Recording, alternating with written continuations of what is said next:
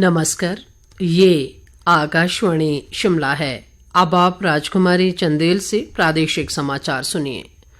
मुख्यमंत्री जयराम ठाकुर ने आज पालमपुर में लगभग 42 करोड़ रुपए की 17 विकास योजनाओं के उद्घाटन व शिलान्यास किए।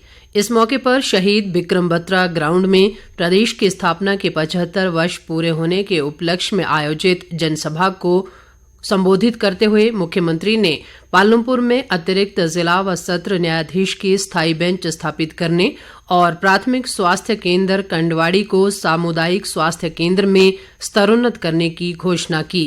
उन्होंने इस मौके पर कहा कि प्रदेश ने 75 वर्षों में विकास के सभी क्षेत्रों में अभूतपूर्व प्रगति की है। मुख्यमंत्री ने कहा कि डॉक्टर वाईएस परमार, शांता कुमार, रामलाल ठाकुर, वीरभद्र सिंह और प्रेम कुमार धूमल सहित सभी मुख्यमंत्रियों ने राज्य के विकास में बहुमूल्य योगदान दिया है। उन्होंने कांग्रेस द्वारा सत्ता में आने पर मुफ्त बिजली देने की गारंटी पर हैरानी जताई और पूछा कि जिस राजनीतिक दल की अपनी ही गारंटी नहीं है वो किस आधार पर 10 गारंटियों का वायदा कर रहा है। उन्होंने पूर्व मुख्यमंत्री शांता कुमार को आज उनके 88वें जन्मदिन पर शुभकामनाएं भी दी।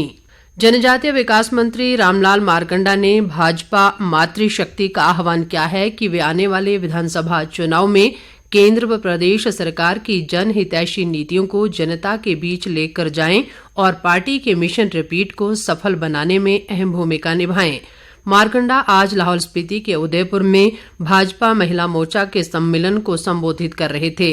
राज्य बाल संरक्षण आयोग की अध्यक्ष वंदना योगी ने इस मौके पर कहा कि भाजपा शासनकाल में महिलाओं को उचित सम्मान मिला है और अब महिलाएं भाजपा के मिशन रिपीट को सफल बनाने में महत्वपूर्ण भूमिका निभाएंगी।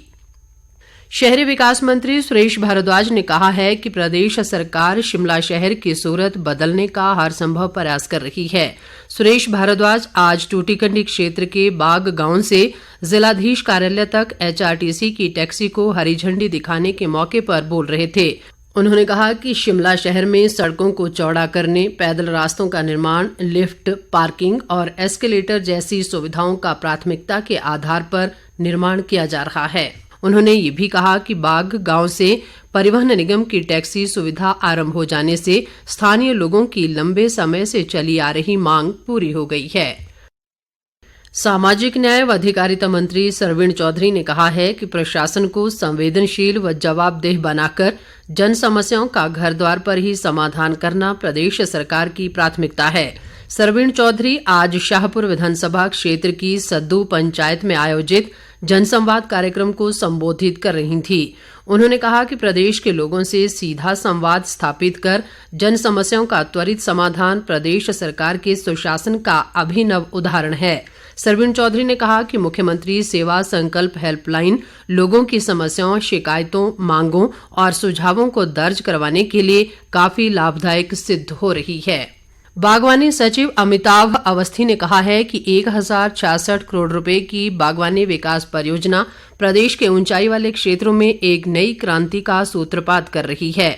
अमिताभ अवस्थी आज शिमला में बागवानी विकास परियोजना पर आयोजित एक दिवसीय सम्मेलन को संबोधित कर रहे थे।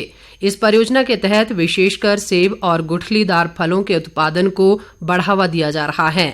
इसके साथ ही ये समाचार बुलेटिन समाप्त हुआ। नमस्कार।